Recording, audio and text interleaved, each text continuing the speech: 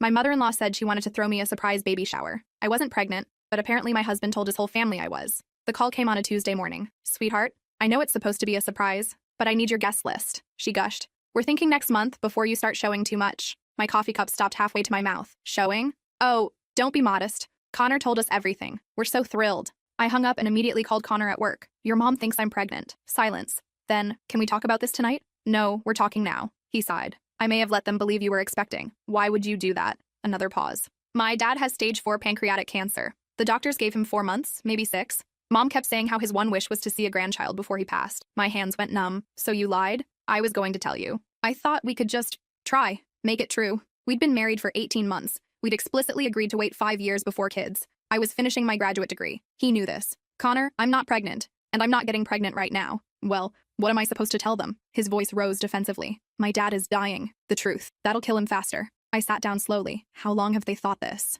6 weeks. 6 weeks. His entire family had been celebrating a fictional pregnancy for a month and a half. His sister had probably already started knitting. His mom was planning a shower. They were buying gifts. And his dying father was holding on to see a grandchild that didn't exist. That night, Connor came home with flowers and takeout. I'm sorry, I panicked, but maybe this is a sign. Maybe we should start trying now instead of waiting. This isn't about timing. This is about you lying to your family and trying to pressure me into pregnancy. I'm not pressuring you. I'm asking you to help me give my father something to hope for in his final months. The manipulation was so smooth I almost missed it. Almost. What happens when I don't give birth in 8 months? I asked. He looked away. We'll figure something out. Over the next 2 weeks, his family's messages piled up. His sister sent me prenatal vitamin recommendations. His aunt texted about her easy pregnancy tips. His mom called daily with shower updates. And Connor kept saying we'd handle it later. Then his father called me directly. I just wanted to tell you how happy you've made this old man, he said, his voice weak but warm. Knowing I'll meet my grandchild, it's kept me going through the rough treatments. I felt sick. After we hung up, I confronted Connor. Your dad thinks he's going to meet this baby. What's your plan? Fake a miscarriage? Borrow someone's infant? Or, he said slowly, you could actually get pregnant. This is insane. What's insane is letting my father die disappointed when we could just... No. His expression hardened. Fine. Then you tell him. You tell my dying father there's no baby. I called my sister that night. She listened to everything, then said, check his laptop. What? Just check it. Something doesn't add up. I waited until Connor was asleep. His laptop was in his office, password protected, but I knew it. What I found made my blood run cold. Browser history from 8 weeks ago. Searches for how to convince wife to get pregnant and making wife think she's pregnant. And an email thread with his brother. The subject line read, the pregnancy plan. I opened it. Connor to his brother. Dad's getting worse. Mom's a mess. I need to give them something to hope for. His brother's reply, tell them she's pregnant. Buy yourself some time, Connor. She'll never agree to it right now. But if I tell the family first, the pressure might change her mind. Once everyone knows, she'll feel obligated. His brother, that's manipulative as hell, man. Connor, I'm running out of options. Dad keeps asking when we're going to have kids. This will make him happy for however long he has left. His brother. And when there's no baby, Connor. I'm hoping she'll come around. The family pressure might work. Or worst case, we say she miscarried. Happens all the time. I read it 4 times. Each time it got worse. My husband hadn't just lied to his family. He'd orchestrated an entire scheme to manipulate me into pregnancy. And if I didn't comply, he was prepared to fake a miscarriage and let me take the emotional blame for it. I took screenshots of everything and emailed them to myself. Then I kept digging. There were more searches. Getting pregnant without trying. Fertility supplements. Ovulation tracking. He'd been researching how to maximize conception chances, building a timeline around my cycle. I found a shopping cart on Amazon, prenatal vitamins, ovulation test strips, a book called The Impatient Woman's Guide to Getting Pregnant, and a draft email to his mother that he'd never sent. Just wanted to update you. She's about 8 weeks along now. We're keeping it quiet until after the first trimester, but I know Dad wanted to know. 8 weeks from the date on that draft would have been last month, right around the time his mother called me about the shower. He'd been planning this for months. I sat there in the dark office, my laptop screen the only light. The house was completely silent except for the hum of the refrigerator downstairs. Connor was asleep in our bedroom, probably dreaming peacefully, completely unaware that his entire plan was unraveling. I thought about our wedding day, how he'd cried during his vows, how he'd promised to always be honest with me, to treat me as an equal partner. His father had given a toast about how Connor had finally found someone who challenged him, who made him want to be better. What a joke. I scrolled through more of his browser history. There were articles about getting your wife on board with having kids early, forum posts where he'd asked anonymous strangers for advice on convincing a spouse to change their mind about family planning. One response had said, just get her pregnant. She'll thank you later. Connor had upvoted it. My hands were shaking so badly I could barely control the mouse. There were bookmarked articles about pregnancy symptoms, how to spot early signs, what to say to a nervous expectant mother. He'd been preparing to support me through a pregnancy he was trying to trick me into having. I found a folder labeled baby stuff. Inside were saved images of nursery designs, baby names in a spreadsheet, research on the best school districts in our area. He'd been building an entire fantasy future without my consent. The worst part was a document titled Timeline. It laid out his whole plan. Week 1-2, tell family about pregnancy, let social pressure build. Week 3-4, Encourage her to relax about school and focus on health. Week 5 to 8. If not pregnant yet, increase intimacy frequency. Track her cycle discreetly. Week 9 to 12. If pregnant, be supportive. If not, suggest fertility specialist. Month 4 plus. If still resisting, discuss miscarriage story with mom. He'd actually written out a timeline for manipulating me, like I was a project to be managed. I closed the laptop and sat in the dark for a long time. I thought about going upstairs and confronting him right then, waking him up and throwing the laptop at his head and screaming at him until the neighbors called the police. But I didn't. Instead, I went to the kitchen and made myself tea. My mom used to make tea whenever something bad happened. Helps you think clearly, she'd say. I needed to think clearly now. The next morning, I called in sick to work. Connor left for his office at his usual time, kissing my forehead and asking if I felt okay. I said I was fine, just tired. He smiled and said that might be a good sign, winking like we were in on some shared joke. The wink made my skin crawl. Once his car disappeared down the street, I grabbed my phone and started searching for divorce attorneys. I found one with good reviews, a woman named Patricia who specialized in complex divorces. Her website mentioned experience with cases involving coercion and manipulation. I called. Her receptionist put me through immediately. Tell me everything, Patricia said. I did. I started with the phone call from my mother-in-law and didn't stop until I'd explained every email, every search, every piece of evidence I'd found. My voice only cracked once when I got to the part about Connor planning to blame me for a fake miscarriage. Patricia was quiet for a moment after I finished. Then she said, "Do you have proof of the email thread?" "Screenshots." "Good. Send those to me immediately. This is reproductive coercion, which several states now recognize as grounds for immediate separation. Given the manipulation and the involvement of his entire family in the pressure campaign, we can file for an emergency restraining order if needed. I just want out. We'll get you out. But first, we need to document everything. Save all the texts from his family members. Record the dates of every conversation where he's pressured you about pregnancy, and don't tell him you know about the emails yet. Why not? Because people in his position tend to escalate when they're caught. Right now, he thinks his plan is working. Let's keep it that way until we have our legal ducks in a row." I spent the rest of the day gathering evidence. I went through my phone and saved every single message. His mother's texts about the shower, complete with venue options and catering menus. His sister's emails with links to maternity clothes and recommendations for OBGYNs. His aunt's voicemails sharing her pregnancy stories and offering to throw me a diaper party. There were messages from his cousins, his grandmother, even family friends I'd met once or twice. All of them congratulating me. All of them excited about a baby that didn't exist. I made a spreadsheet, dated every message, categorized them by sender and content type. Patricia had said to document everything, so I did. Then I looked at my own messages. My responses to his family had been vague and uncomfortable. "Thank you so much," and "I appreciate that," and "we'll keep you posted." I'd been trying not to lie, but I'd also been too shocked to tell them the truth. That made me complicit in a way. I'd let Connor's lie continue for 2 weeks because I didn't know what else to do. I hated that. Around noon, my sister called. "How are you doing?" "I'm gathering evidence for a divorce." "Good. Do you need me to come over?" "Not yet, but I might need a place to stay soon." "My couch is yours anytime." "Seriously. Pack a bag and keep it ready." That evening, Connor came home early with more flowers. This time, roses. A dozen of them, expensive looking. "I've been thinking," he said, arranging them in a vase like we were a normal couple having a normal conversation. "About what you said. About the pressure. You're right. I shouldn't have told my family without talking to you first." For a split second, I thought maybe he was actually apologizing, actually seeing what he'd done wrong. Then he continued. "So here's what I'm thinking. We tell them you miscarried. Take the pressure off. Then in a few months, when you're ready, we can try for real. No rush, no expectations. Just when it feels right." I stared at him. He was doubling down on the lie, now adding a fake miscarriage to the mix. "You want me to tell your dying father that I lost his grandchild? It's not ideal, but it gets us out of the immediate situation. And honestly, it might be easier than the alternative, which is telling him the truth, that there never was a baby." He said it like I was the one who'd created this problem. That would devastate him. At least with a miscarriage, there's the possibility of trying again someday. It gives him something to hope for. I took a breath. "What if I don't want to lie to your family?" His expression shifted. Something harder crept into his eyes. "Then you're going to have to live with being the person who broke my dying father's heart in his final months. Is that really the legacy you want?" There it was. The ultimatum wrapped in emotional blackmail. "Your father's heart is being broken by a lie you told," I said quietly. "Not by anything I did." Jesus Christ. He slammed the vase down on the counter. Water sloshed over the sides. "Why are you being so difficult about this? I'm trying to find a solution here. A solution to a problem you created. A problem we're both in now. Whether you like it or not, my family thinks you're pregnant. We need to deal with that reality. We wouldn't be in this reality if you hadn't lied to them. I did it for my father." His voice rose. "He's dying. He wanted one thing.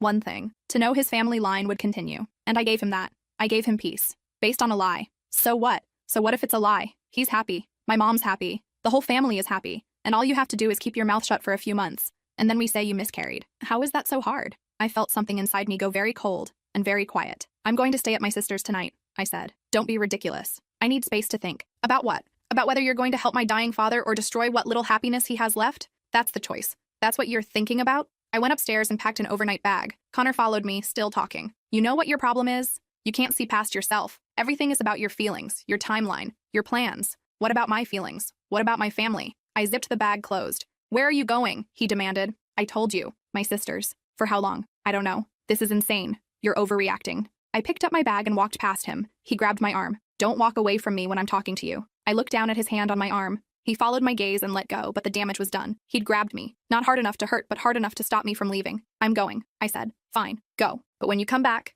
we're going to have a serious conversation about your priorities in this marriage. I drove to my sister's apartment in silence. My hands didn't shake. I didn't cry. I just drove, very carefully, following every traffic law. Like if I could just make it there safely, everything else would be manageable somehow. My sister took one look at my face and pulled me inside. What happened? I told her everything. About the flowers, about Connor's new plan to fake a miscarriage, about how he'd grabbed my arm when I tried to leave. He grabbed you? She looked furious. Not hard, just to stop me. That's still not okay. I know. She made me tea and we sat on her couch. I showed her everything on my phone, the emails, the searches, the timeline Connor had created. She read it all without saying a word. Finally, she looked up. You know what this is, right? Manipulation. It's abuse. Financial abuse, emotional abuse, reproductive coercion. This isn't just a husband who lied. This is someone who's been planning to trap you. The word trap hit me hard. I need to ask you something, my sister said gently, and I need you to really think about the answer. Okay, have you had sex with him recently? I thought about it. About 2 weeks ago. Why? Was it around the time you might have been ovulating? My stomach dropped. Maybe. I don't track it that closely. But he does. She pointed at the laptop screen. At Connor's saved articles about ovulation tracking. He knows your cycle. He's been researching it.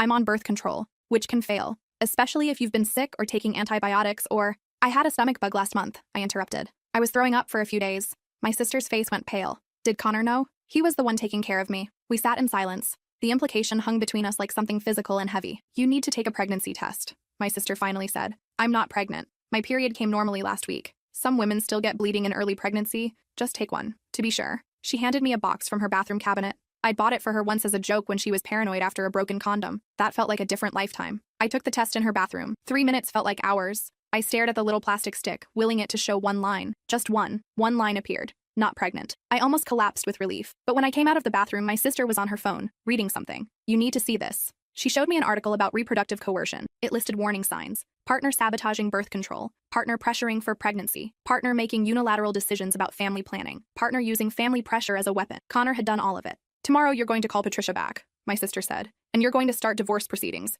Tonight you're going to sleep here and we're going to make a plan. I nodded. I couldn't speak. That night, I barely slept. I kept thinking about what Connor had said, about me being selfish, about me destroying his father's happiness. Part of me wondered if he was right, if I was making this bigger than it needed to be. But then I'd remember the timeline, the spreadsheet, the way he'd researched my fertility like I was a science experiment. And I'd remember that this wasn't about me being difficult. This was about him treating me like property instead of a person. The next morning, I called Patricia. I need to move forward, I said. I want a divorce. I've reviewed everything you sent. We can file on grounds of fraud and emotional abuse. But there's something you need to know. What? In cases like this, the spouse often retaliates by telling their version of events first. He might go to his family and claim you're abandoning him during his father's illness, or that you actually were pregnant and chose to terminate. People tend to believe the first story they hear, especially when it's from someone they love and trust. So, what do? You control the narrative. You tell the truth, with evidence before he can spin it. I thought about Connor's father, dying, believing he was going to meet a grandchild. It felt cruel to take that away from him. But then I thought about the email thread, about Connor calculating my ovulation cycles,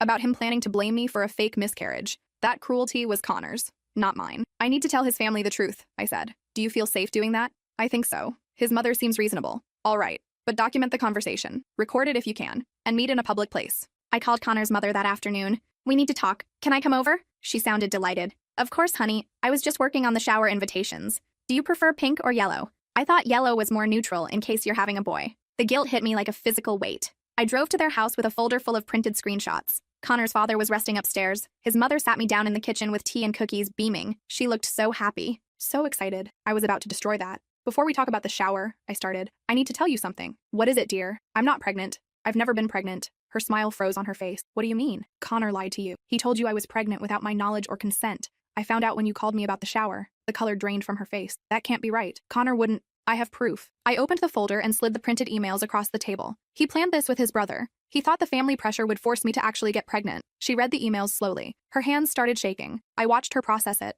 watched the confusion turn to understanding, then to horror. This says he was going to fake a miscarriage, she whispered. If I didn't go along with his plan, yes. She looked up at me with tears in her eyes. His father thinks, we've been telling everyone. I know, and I'm so sorry. But Connor created this situation, not me. She set the papers down carefully, like they might shatter. We threw a family dinner last week. His father made a toast. He talked about how happy he was to know his legacy would continue. He cried. Her voice broke. He actually cried with joy. I didn't know what to say. Everyone knows, she continued. His aunts, his uncles, our neighbors, people from our church. We've been accepting congratulations for weeks. I'm sorry. She looked at me sharply. You have nothing to apologize for. My son did this. My son lied to his dying father and manipulated his entire family and tried to. She stopped, pressing her hand to her mouth. We sat in silence. Upstairs, I could hear Connor's father coughing. I need you to leave, she finally said. I understand. No, she interrupted. I need you to leave so I can talk to my son, privately, before I say something to you that I'll regret. Because right now I'm so angry at him I can barely breathe. I left the folder with her and drove back to my sister's apartment.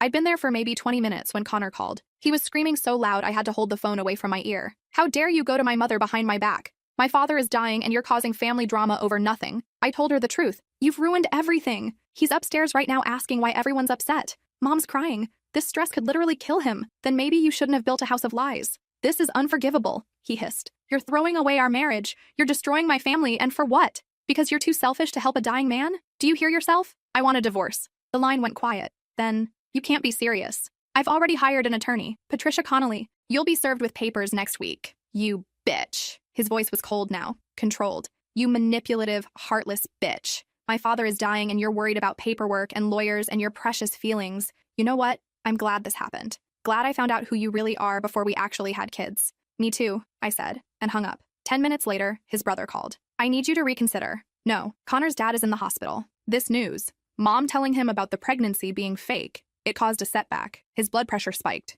They had to sedate him. The guilt hit me like a truck. That's not my fault, isn't it? You could have just gone along with it. Let an old man die happy. But instead, you had to blow everything up. Connor lied to your entire family. That's on him, not me. He was trying to help his father. He was trying to trap me into pregnancy. Read the emails your mom has. Read what he planned. I've seen them. Yeah, it was manipulative, but he was desperate. Dad's dying. Connor wasn't thinking straight. That doesn't make it okay. Nothing's going to be okay anymore. Dad might not make it through the night. I hope you can live with that. He hung up. Then his sister called. You're really doing this? You're really leaving Connor while his father is literally dying? Yes. That's so cruel. Whatever he did, whatever you think he did, this is not the time. He planned to fake a pregnancy and blame me for a miscarriage. Read the emails. I don't need to read them. Connor explained everything. He said he made a mistake, but he was trying to give Dad something to hope for. And yeah, maybe he went about it wrong, but his heart was in the right place. His heart was not in the right place. He researched my ovulation cycle. He tried to manipulate me into getting pregnant without my consent. That's not a mistake. That's abuse. Don't be so dramatic. Connor would never abuse you. He already has. She sighed.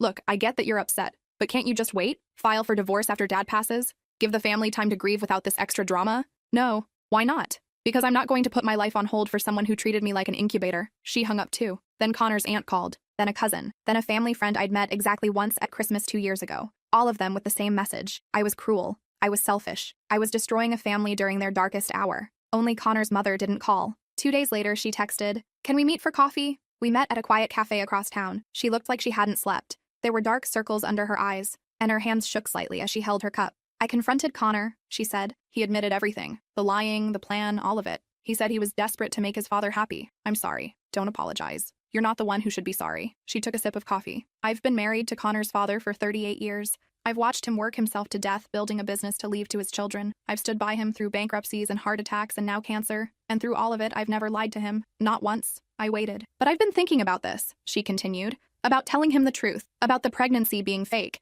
And I don't know if I can do it. You don't have to tell him. She looked at me, surprised. He's dying, I said. He's happy believing there's a grandchild coming. Connor was wrong in how he created that happiness, but I trailed off. You're saying I should let him keep believing a lie? I'm saying it's your choice. I'm removing myself from the situation entirely. But if you think the truth would cause him unnecessary pain in his final weeks, then maybe the kindness is in letting him have that hope. Her eyes filled with tears. Connor suggested the same thing. Said we should tell him you miscarried. Make it a tragedy instead of a lie. Absolutely not. I'm not participating in any more lies. I won't be part of faking a miscarriage. But you just said, I said you can choose not to correct it. That's different from creating another elaborate fiction. I won't be involved. But if your husband asks about the pregnancy and you choose to say nothing or redirect the conversation, that's between you and your conscience. She nodded slowly. What about the rest of the family? The shower invitations went out yesterday. Tell them the truth. They deserve to know what Connor did. They won't believe it. Or they'll blame you anyway. They'll say you're being vindictive, leaving Connor when he needs you most. Let them think whatever they want. I know the truth. She studied me for a long moment. You're stronger than I thought.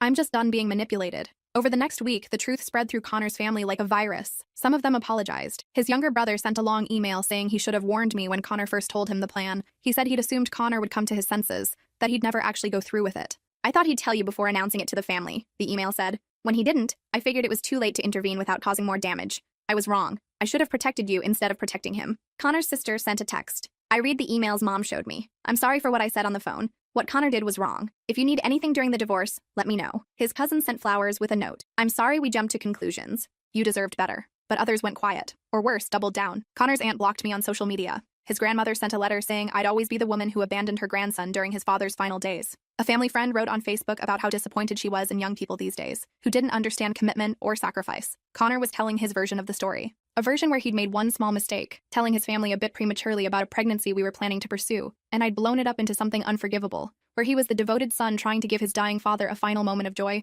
and I was the cold wife who cared more about being right than being kind. Some people believed him. Patricia filed for divorce on grounds of fraud, emotional abuse, and reproductive coercion. Connor contested it immediately. His lawyer painted him as a grieving son who'd made an error in judgment, and me as an opportunist using a family crisis to escape a marriage I'd never really wanted. The first court hearing was brutal. Connor showed up in a dark suit, looking devastated. He'd lost weight. His eyes were red-rimmed. He looked like someone who'd been crying for weeks. Maybe he had been. His lawyer presented him as a man in crisis. His father was dying. His wife was abandoning. He'd made one mistake, just one, and now his entire life was falling apart. Then Patricia submitted the email evidence. She'd printed everything. The pregnancy plan emails, the browser history, the saved articles about fertility tracking, the timeline Connor had created, the Amazon cart full of pregnancy supplies ordered before he'd even told me about the lie. The judge read through it silently. The courtroom was so quiet I could hear the clock on the wall ticking. Finally, the judge looked up at Connor. Sir, is this evidence accurate? Did you write these emails? Your Honor, I was under extreme emotional distress. My father is dying. I wasn't thinking clearly. That's not what I asked. Did you write these emails? Yes or no? Connor's jaw tightened. Yes. And did you create a plan to manipulate your wife into pregnancy through family pressure and, failing that, to fabricate a miscarriage? It wasn't like that. Yes or no, Mr. Patterson? There was a long pause. Then quietly, yes. The judge set the papers down. Mr. Patterson, what you did constitutes reproductive coercion and fraud. This court will not force your wife to remain in a marriage where she's been systematically deceived and manipulated. The divorce will proceed. Connor's lawyer immediately requested a continuance, citing Connor's father's illness as extenuating circumstances. The judge denied it. If Mr.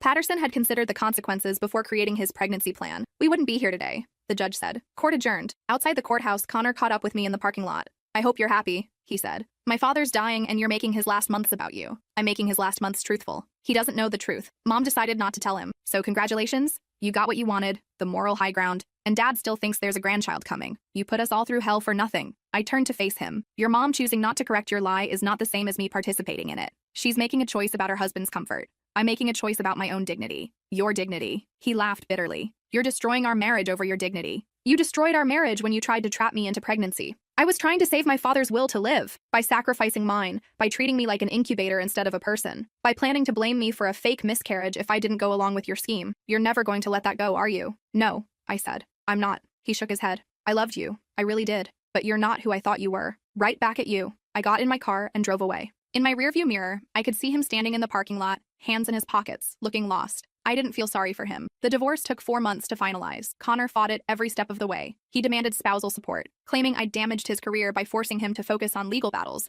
instead of work during his father's final illness. The judge denied that too. He tried to claim rights to my retirement accounts, arguing that we'd made financial decisions jointly and he deserved half of everything. Patricia showed the court that Connor had made significantly more money than me and had actually contributed less to household expenses, preferring to invest in his own stock portfolio. He lost that argument too. In the end, I got to keep my car, my retirement accounts, my personal belongings, and my dignity. Connor got the house, which still had a mortgage, and his reputation among the people who believed his version of events. Connor's father died 6 weeks after the divorce was finalized. I didn't go to the funeral. I sent flowers with a card expressing my condolences. I'd meant them. Despite everything, I'd liked Connor's father. He'd been kind to me, back when I was part of the family. He'd welcomed me with open arms, treated me like a daughter. His death wasn't something to celebrate. But I also knew that showing up at the funeral would be a circus. Connor's family would either ignore me or confront me. I'd become the villain in their story, the woman who'd abandoned Connor in his darkest hour. My presence would only make things worse. So I stayed home. I lit a candle. I said a quiet prayer for a man who died believing in a grandchild that never existed. And I let myself feel sad about that. A month after the funeral, Connor's mother called me. I almost didn't answer, but curiosity won out. I never told him, she said without preamble, about the pregnancy being fake. He died believing he was going to be a grandfather. I know. Connor thinks I should have told him, that I robbed him of the chance to convince you to come back, to fix things before his father passed. Did you tell Connor what I said? About not correcting the lie? Yes. He said you were being a hypocrite, saying lies were wrong, but then encouraging me to keep lying to his father. I thought about that. There's a difference between actively deceiving someone and choosing not to shatter their dying hope. Connor knows that. He just won't admit it because it means acknowledging that I was more merciful to his father than he was to me. She was quiet for a moment. Then she said, "You were always too good for my son. I just wanted him to be honest with me. I know, and I'm sorry he wasn't." She paused. "I'm calling because I wanted you to know that I don't blame you for any of this. What Connor did was wrong, and you had every right to leave. Thank you." I also wanted to say, I kept the shower decorations, the invitations, the centerpieces, all of it. I don't know why. Maybe I thought if I kept them, some part of it could still be real. But yesterday, I threw them all away, and it felt like letting go of the lie. Finally. How did that feel? Sad, she said, but also honest. For the first time in months, I felt honest. We talked for a few more minutes about nothing important, about the weather and her garden and how she was thinking of selling the house now that her husband was gone. Then she said goodbye, and I knew I'd probably never hear from her again. That was okay. We were both moving on. A year passed. I finished my graduate degree. I got a promotion at work. I started seeing someone new, a software engineer named Ben who asked my opinion on everything, who treated my autonomy like the precious thing it was. On our 4th date, he asked if I wanted kids someday. Maybe, I said, but I need to be sure, and I need it to be my choice. Of course it's your choice, he said, looking confused. Whose choice would it be? I almost cried with relief. One Saturday morning, I was at the grocery store when I saw Connor. He was with a woman I didn't recognize. She was visibly pregnant, probably 7 or 8 months along. Connor had his hand on her lower back, guiding her gently through the produce section. He saw me at the same moment I saw him. Something like triumph crossed his face, like he'd won something. Like the pregnant woman next to him was proof that I'd been wrong, that he'd found someone better, someone who understood what family meant. I felt nothing. I nodded politely and kept walking. Behind me, I heard the woman ask, "Who was that?" I didn't hear his answer. I didn't want to. I loaded groceries into my car and drove home to my quiet apartment, where no one lied to me and no one made plans for my body without asking, and I could finally breathe. That night, Ben came over with Thai food and a movie. We ate on the couch, arguing good-naturedly about whether the plot made any sense. He fell asleep during the 3rd act, his head on my shoulder. I looked at him sleeping and felt something settle in my chest, something like peace. This was what I'd been looking for. Not grand gestures or elaborate plans, just honesty, just respect, just someone who saw me as a person instead of a means to an end. I thought about Connor and his pregnant girlfriend. I hoped he'd learned something. I hoped he'd told her about the pregnancy before announcing it to his family. I hoped he'd asked her what she wanted instead of deciding for her. But I also knew that people don't usually change without serious introspection. And Connor had spent our entire divorce insisting he'd done nothing wrong, that he'd been driven by love and desperation, not manipulation and control. So I suspected his new girlfriend would learn the same lessons I had, eventually. Just hopefully before there was an actual baby whose future he could plan without consent. As for me, I was done thinking about Connor. Done analyzing what went wrong. Done trying to understand how someone I'd loved could have treated me so callously. I was building a life that was mine. No one else's plans or schemes or manipulations. Just me, my choices, and my future. It was smaller than the life I'd thought I'd have when I married Connor. No big house with a nursery waiting to be filled. No family Thanksgivings with in-laws who adored me. No shared dreams about retirement or watching our children grow up. But it was honest. And after everything, honest was all I needed. Sometimes I still think about that phone call from Connor's mother. About the surprise baby shower that never happened. About how a single lie spiraled into something that ended my marriage and fractured an entire family. But mostly I think about the email that changed everything, the pregnancy plan. Because that's when I learned that the worst betrayals aren't the ones that happen in a moment of weakness or desperation. They're the ones that are carefully calculated, meticulously planned, and executed with the full knowledge that someone you claim to love will be hurt by them. Connor didn't make a mistake. He made a choice. A series of choices, actually. To lie to his family, to manipulate me, to research my fertility without my knowledge, to plan a fake miscarriage as a backup option. Every step was deliberate. And when I found out, when I called him on it, he chose to blame me for not going along with his plan. He chose to paint himself as the victim and me as the villain. He chose his narrative over my truth. Those were his choices. My choice was to leave. I don't regret it. Not for a second. I regret that Connor's father died believing in a grandchild that never existed. I regret that Connor's mother had to carry that secret. I regret that their family was torn apart by lies and manipulation. But I don't regret leaving. I don't regret choosing myself. Because I learned something important from all of it. I learned what my boundaries were. I learned what I wouldn't tolerate. Not for love, not for family loyalty, not for a dying man's happiness. I learned that my body, my choices, and my future weren't negotiable. Not for anyone. And I learned that sometimes the kindest thing you can do for yourself is walk away from someone who sees you as a problem to be solved instead of a person to be loved. Connor's father never knew the truth. He died believing in hope and legacy and the continuation of his family line. His mother carries that secret still. And I think it weighs on her. But she made a choice, just like I did. She chose her husband's peace over perfect honesty. I don't judge her for that. Love makes us do complicated things. It makes us lie sometimes. When the truth feels too cruel,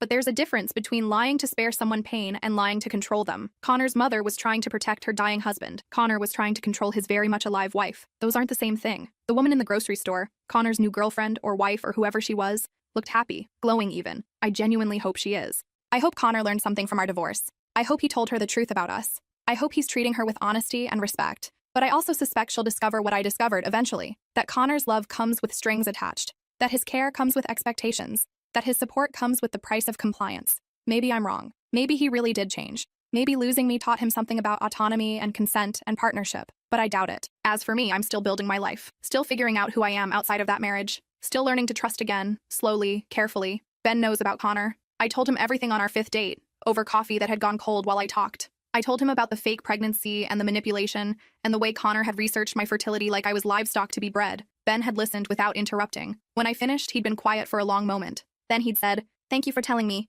And just so you know, I will never make a decision about your body without asking you first. I will never pressure you into anything. And if I ever do anything that makes you uncomfortable, I want you to tell me immediately so I can stop." I'd started crying right there in the cafe. "I mean it," he'd said. "Your autonomy matters to me. You're not a project or a plan or a means to an end. You're a person, and that person gets to make her own choices." We've been together for 8 months now. He still asks permission before making plans that involve me. He still checks in about my boundaries. He still treats my choices like they matter. It shouldn't feel revolutionary, but after Connor, it does. Last week, Ben and I were talking about the future, about what we wanted, where we saw ourselves in 5 years, whether kids were part of that picture. "I think I want them," I said carefully. "Someday, but I need time. I need to be ready." "Then we'll wait until you're ready," Ben said simply. "There's no rush." "What if I'm never ready?" "Then we don't have kids. We build a different kind of life. Whatever you want, we'll figure it out together." I believed him. That's the difference between Ben and Connor. Ben means it when he says together. For Connor, together meant, "You'll do what I want, and I'll make you think it was your idea." I've learned to spot the difference now. I've learned to recognize manipulation, the subtle pressure, the guilt trips disguised as concern, the way someone can make you feel selfish for having boundaries. I've learned to trust my gut when something feels wrong, even if I can't immediately articulate why. I've learned that love shouldn't require you to sacrifice your autonomy. These are hard lessons. I wish I'd learned them some other way. I wish my marriage to Connor had been different. I wish he'd been honest with me from the start, but wishing doesn't change the past. All I can do is move forward. Keep building this life that's mine. Keep choosing honesty over convenience. Keep trusting myself. That's enough. More than enough. It's everything.